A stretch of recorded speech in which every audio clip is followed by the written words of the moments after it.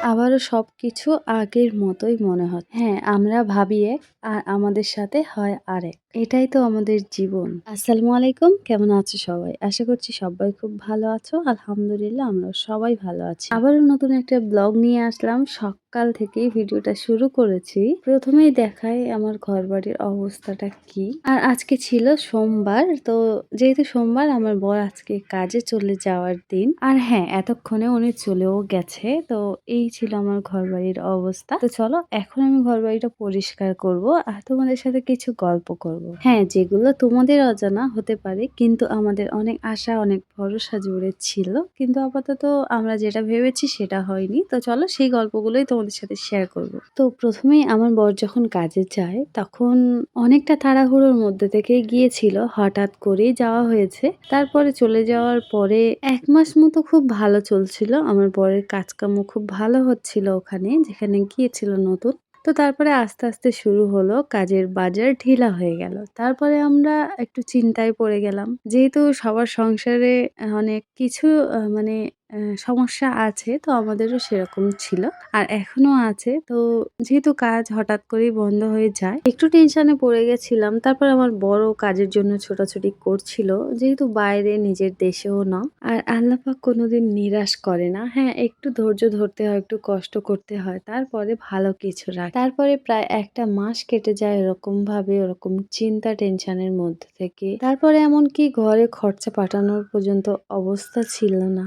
তো আমি খুব কষ্ট করে ম্যানেজ করতাম। তারপর একদিন যেখানে কাজ করতে গিয়েছিল সেখান থেকে বার হয়ে আবার অন্য এক জায়গায় কাজের সন্ধানে যায়। সেখানে গিয়ে মোটামুটি ভালো কাজ পায়। যেহেতু ১ম ছিল তাই আরকি কাজের সম্বন্ধে অতটা ভালো কিছু বুঝতে পারল না। তো যাই হোক, তারপর থেকে কাজে লাগলো। কাজ করতে শুরু করলো। কাজ করতে, করতে দেখলো যে না, মোটামুটি কাজ ঠিক আছে। কাজ করতে পারবো। যেহেতু সব জায়গায় কাজের বাজার বন্ধ। তার জন্য ওখানেই কাজে বসে আর ওখানেই কাজ করতে থাকে। ওখান থেকে আসার তেমন কোনো ইচ্ছা ছিল না এখন। আসার ইচ্ছা ছিল এখনো ২-৩ মাস পর। তারপর হঠাৎ করেই আমার শ্বশুর চলে আসে এখানে। আর যেহেতু শরীরটা অনেকটা খারাপ ছিল, অনেকটা অসুস্থ ছিল। তো তার কারণে প্রত্যেকদিন আমার বর ফোন করে খোঁজ নিত বা আমার শ্বশুরও কথা বলার জন্য আমাকে বলতো, আমি ফোন লাগিয়ে দিতাম। তারপরে হঠাৎ একদিন এরকম করে ১টা মাস চলে যায়। তারপরে হঠাৎ একদিন আমার শ্বশুরের খুব মানে অনেক অসুস্থ হয়ে পড়ে, অনেক বাড়াবাড়ি হয়ে যায়। তারপরে আমার বর ফোন করলো, ভিডিও কল করতে বলল। ভিডিও কলে কথা বলতে, বলতে আমার শ্বশুর কান্না করে দিল। তারপর হঠাৎ করেই আমার বর কান্না করতে, করতে মানে রাতেই গাড়িতে ওঠে। তারপরে আরকি বাড়িতে চলে আসলো। আর আমার শ্বশুর যে ভিডিও কলে শুধু কান্না করছিল না, সেরকম কোনো কথা বলছিল যাতে করে আমার বর চলে আসতে হলো। আমার বরের এবং আমার ইচ্ছা ছিল যে আমার বর রমজান মাসের ১ সপ্তাহ আগে বাড়িতে আসবে। আর রমজান মাসটা বাড়িতেই কাটাবে। কোনো কাজ করতে যাবে না, আর কাজ করবে না। তো সেরকমটা হলো না। আসলেই মানুষ ভাবে এক, চিন্তা করে এক। আল্লাহ তাআলা তাদের জন্য ভেবে রাখে আরেক। তো চলো, অনেক বকবক করে ফেললাম। একটু কাজের কথায় আসি। তো এখানে আমি ঘরবাড়িটা গোছাচ্ছিলাম। আর আমার বর আজকে যেহেতু সোমবার, তাই আজকে অনেক সকালেই কাজে গিয়েছে। এত সকালে যায় না। হয়তো ১০টার পরে যায়, না হয় দুপুরে খাওয়া-দাওয়া করে যায়। তো আজকে অনেক সকালে গিয়েছে। তো আমি সকাল চলে যাওয়ার পরেই কাজকামগুলো শুরু করেছি। তো তখন বাজে প্রায় ৬:৩০ পার হয়ে গিয়েছিল। তখন আমার বর কাজে চলে গেছে। তো তখন থেকেই কাজ শুরু করেছি আর তো শেষই হচ্ছে না। এখন বাজে প্রায় ৯:৩০ ১০টা বাজতে যাচ্ছে। তো তাও কাজ চলছে।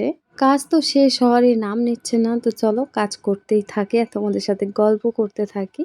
আমার বর যখন বাইরে কাজে গিয়েছিল তখন আমি শুধু ভাবতাম যে আর দেখা হবে তো, আর বাড়ি আসবে আর আমার সাথে দেখা হবে। এত দূরে কাজে গিয়েছে। এরকম ভাবতাম। তো এখন ভাবি ওইটা যে আমার একটা শানু-বুবু, জানো তোমরা এর আগে ব্লগে দেখেছো। তো ওই শানু-বুবুর মানে বর, মানে আমার দুলাভাই, উনি গিয়েছে ২ বছরের জন্য বাইরে। আমার বরও যাবে বলছিল। তবে কোনো একটা কারণে যাওয়া হয়নি। তো যাই হোক, আমার ওই দুলাভাইটা এখন গিয়েছে বাইরে, মানে এখনো আছে, ২ বছর হয়ে গেছে। আসবে মানে এই সপ্তাহে আসবে, সামনের সপ্তাহে।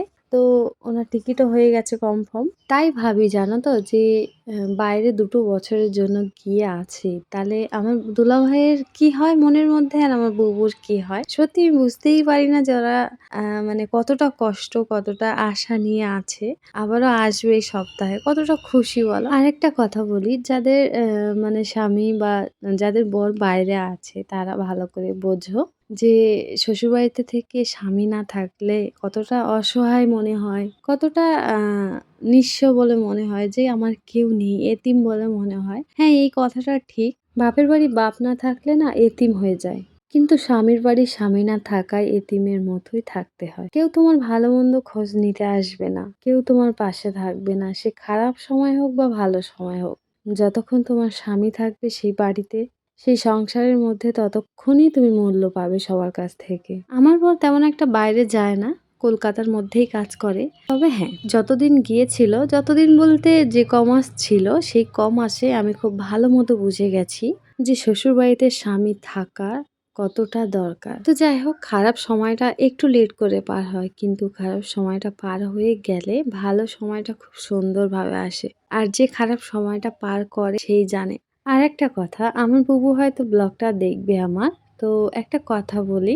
কথাটা হয়তো আমার বুবুরই কথা, তবে সবার উদ্দেশ্যেই বলছি। যখন আমার দোলাভাই মানে যে দুলাভাইটা আসবে ২ বছর পরে, তো সেই দুলাভাইটা যখন কলকাতার মধ্যে কাজ করতো, তো তখন যখন তখন ফোন করতো, আবার যখন টাইম পেত তখনও কথা বলতো। বেশিরভাগ টাইমটা মানে ফোন করতো আমার বুবুর কাছে। আমার বুবুকে ফোন করতে হতো না। তো যখন ঝগড়া হতো তখন আমার বুবু কথা বলতো না ফোন করলে, আমার বুবুর মেয়ে কথা বলতো। আমার বুবু রেগে গেলে কি বলতো জানো? বলতো, "এত ফোন করে, এত ফোন করে, কি বলবো আর?"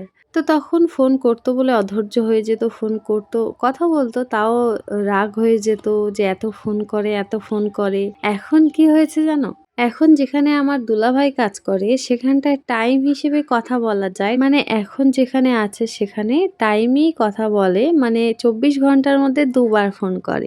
তো এখন আমার বুবুর সাথে অত ভালো করে কথা মানে টাইম দিতে পারে না। হ্যাঁ, মাঝে, মাঝে কথা হয়। মাঝে, মাঝে টাইম দেয়। আবার মাঝে, মাঝে খুব অল্প টাইমের মধ্যে ফোন রেখে দেয়। তো এখন আমার বুবু বলে যে এমন এক জায়গায় কাজ করছে, ঠিক করে কথাও বলার টাইম নেই। ঠিক করে কথাও বলতে পারি না। আবার টাইমেই কথা বলে।